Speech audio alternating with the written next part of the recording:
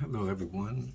My name is Theodore Payne. I serve as the lead pastor of the Ebenezer Church here in the great city of Bremerton. And I just want to welcome you all again to our 28th Martin Luther King celebration. Let me recognize our civic leaders from all over the county, our mayor, our and to all of you for taking part in this illustrious occasion. We thank you for your support over these many years. I know this is essentially my first time interacting, albeit virtually, with all of you. But I do want to extend my gratitude on behalf of our membership and our community partners for your willingness to work with us and to uh, celebrate the life and work of Dr. King. I would be remiss not to thank Olympic College for all of their help in this great occasion. Well, I have been tasked with the responsibility to bring words and to give an address, and so uh, I imagine it is my time to get to it. And so, thank you so much again for this moment.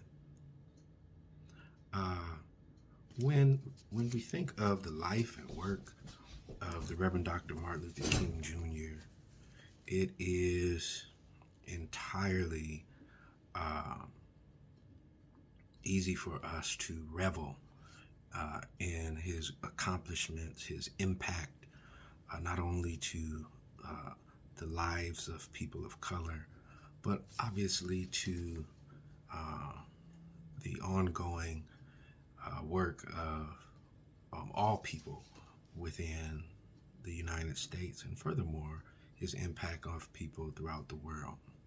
My question, though, to you is, as we have um, reflected over these last, I believe the holiday has been in effect since 1985, somewhere around then.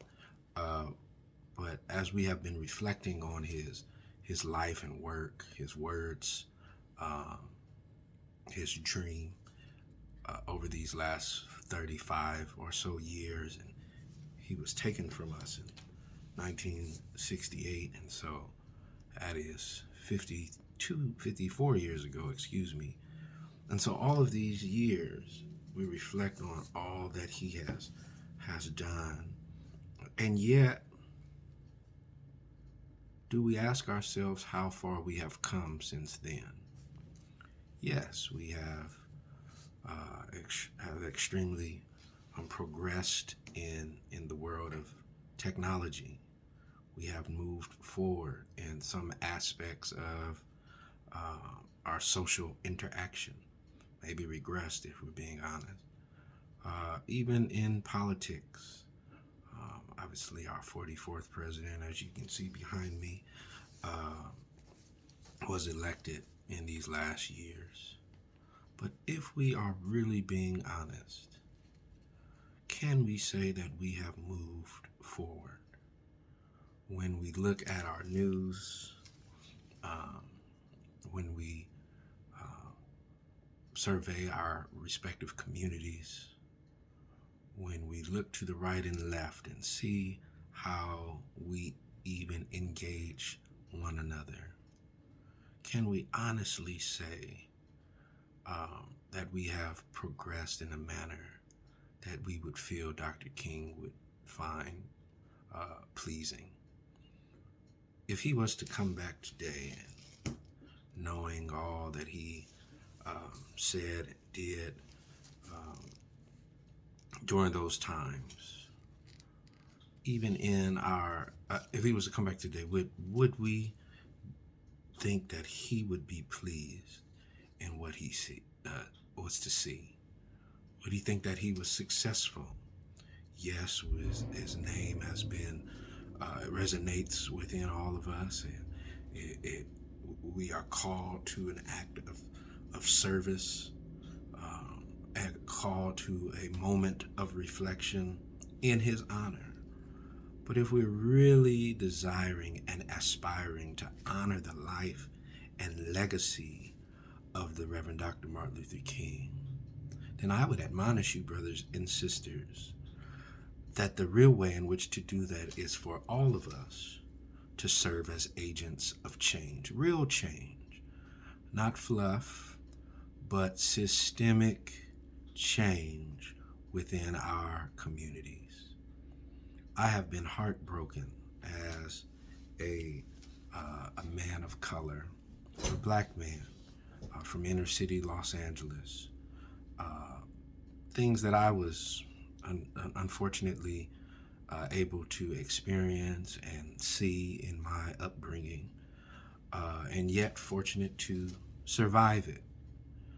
But to see that things of that nature have continued even in this day, I wonder to why in which we have not made more effort to see impactful change. And so then the question is to each and every one of us, because Dr. King would want us to ask ourselves these questions. Are we willing to make a difference?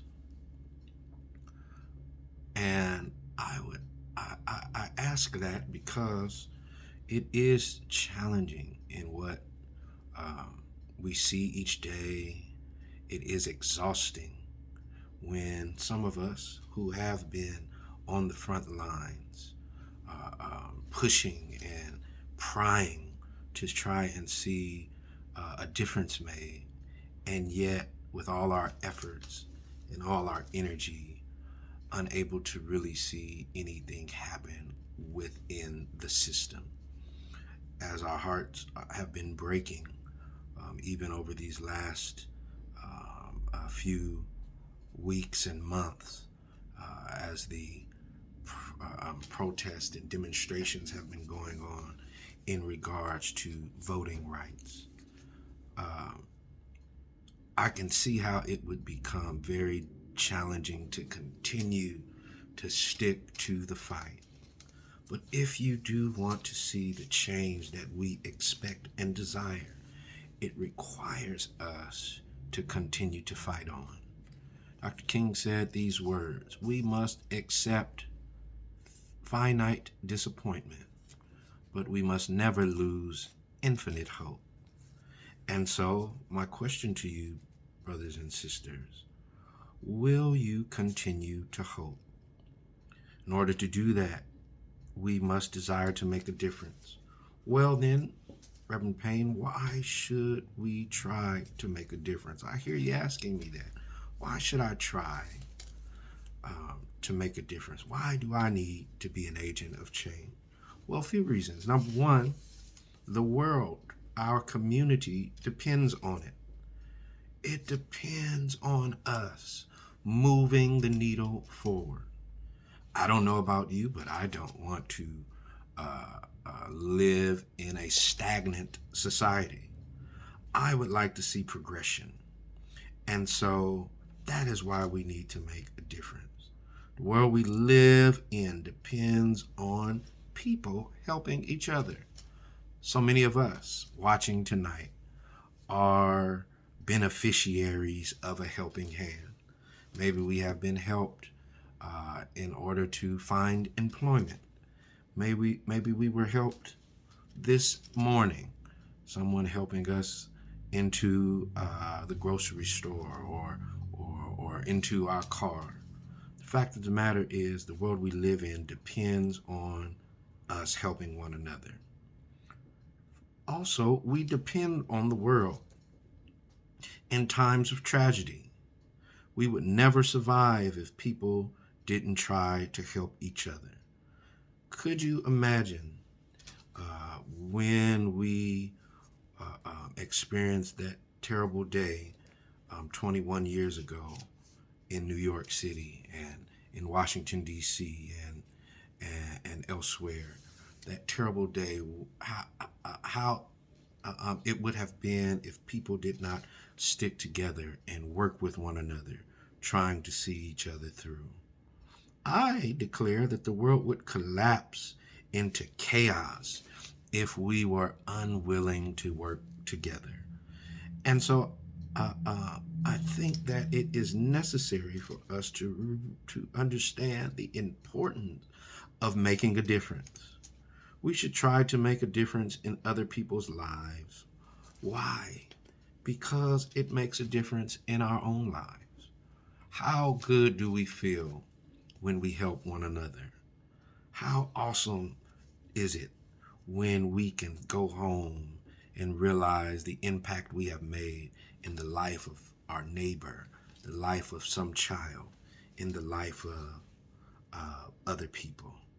We should try to make a difference, brothers and sisters, in the lives of others because it makes a difference in our own lives. In my vocation, I utilize the Bible as a place in which I receive insight and use those stories and verses as a metaphor and words of guidance in which to go forward in our individual lives.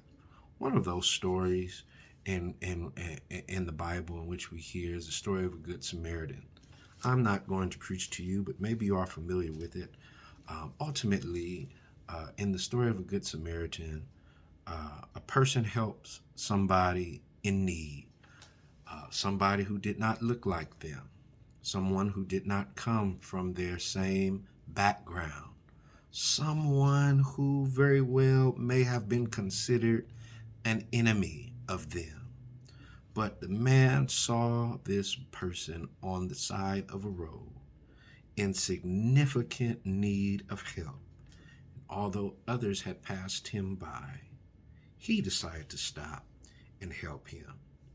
My question is, what do you feel? How do you think that man, the one that we have come to know as the Good Samaritan, felt after he helped that person?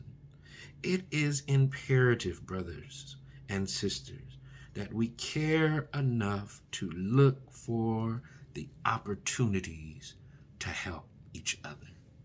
Not only things that help our side, our interest, our affiliation, but the desire to help is more important. We need to feel the love of one another. And there's no better way to strengthen our own hearts than to lift someone up by love. And that's our expectation. I believe that is what Dr. King would have would instruct of us to do today. Are we willing to be agents of change? We are to reach out to others, to make a difference in others' lives.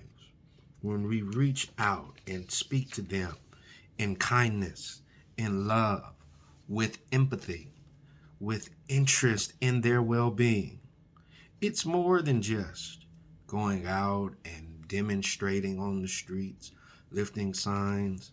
I promise you, I am enjoying going through our county and seeing the signs, the Black Lives Matter signs in the homes and businesses of the people within our community.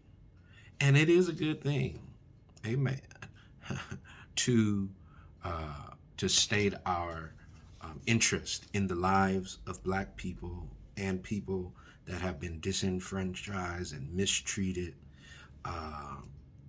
ignored. Not only our Black people, but our Asian people who have been extremely mistreated over these last few years, our LGBTQ community. All of these are members of our own society. And so it is imperative that we don't just put signs up showing our support, but we back up our support by going out and trying to make a systemic impact by our voice, by our vote, and by our presence. What kind of people make a difference? Is that you? People that make a difference are They don't necessarily have to be the strongest of people. They don't necessarily have to be the tallest or the most attractive or the most socioeconomically savvy, but people who are uh, um, um, um, who desire to make changes can be average people. But we must be honest. We must be sincere. We must be available. We must be pliable. And we must be faithful to our agenda. People are out there that are resisting to help others. Uh, but we must go out and do what is our responsibility. We may come into contact with people who are disinterested in seeing the best of us. But it is important, brothers and sisters, that like Dr. King says, we must never lose infinite hope. Common factor is we love one another and we desire to serve. Oftentimes, we find ourselves unavailable or unwilling to do the work. We expect others to do it. We expect others to vote. I'm talking to you if you have yet to register. We expect others to get out and do that. We are too busy with our own lives and our own agendas. And hear me, I am not trying to tell you to disregard what is going on in your individual life. But if your life has been impacted by the assistance and help of someone else, then at the very least, let us try and make sure that the person on the side of me, the person on this side of me, is able to experience life in the way in which I have been privileged to do so. Don't you want to live in that type of society? I believe that was Dr. King's plan, his desire, his dream. Go back and listen to that speech. Go back and read it. Really read it. Read it in depth, not that last stanza, not the first stanza, not just the quotes in which you have become familiar with, but go back and read it.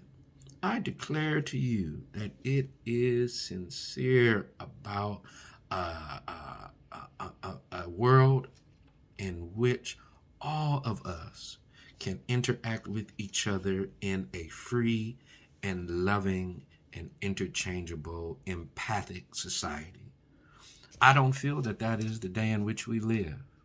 I don't feel that all opportunities are equal to each of us. I don't feel that the way in which certain people within our communities are approached are in the same manner as others. And I am certain to you that I stand by the fact that I know that that isn't right. And so if we are going to desire to see the change that we want, shifting our priorities to create a beloved community, then as our theme says, we must recognize that it starts with me. Will you join me, my friends? Will you get out there with me and help us make this world? It starts here. It starts with Port Orchard. It starts with Bremerton. It starts with Polesbo. It starts with Tracyton. It starts with Bainbridge Island. Let's start there first. I'm sorry if I didn't name your city. I've just been here 15 months. But let's make our respective communities the best. And hopefully we will branch out. Some people will see us. Wow, look at that place. They're working together. They're loving each other. And they are doing the things in a manner so that they can build each other up. Will you help me build you up? Will you build me up? Will you help me help build our neighbor up? That's what we need to do. I'm not speaking from a utopian standpoint in my last 20 seconds, But I want us to build each other up, both lovingly, but also from our electoral voice. So join me in these upcoming weeks as we try to build up our community through our voice and then also through our service to one another. It has been my pleasure to share with you this evening. I'm so sorry we were unable to get together as we desired, but even still, we have now received our marching orders. Let's not, even in the face of finite disappointment, let's not lose hope, infinite hope in a better day. I hope to see you soon. Thank you so much.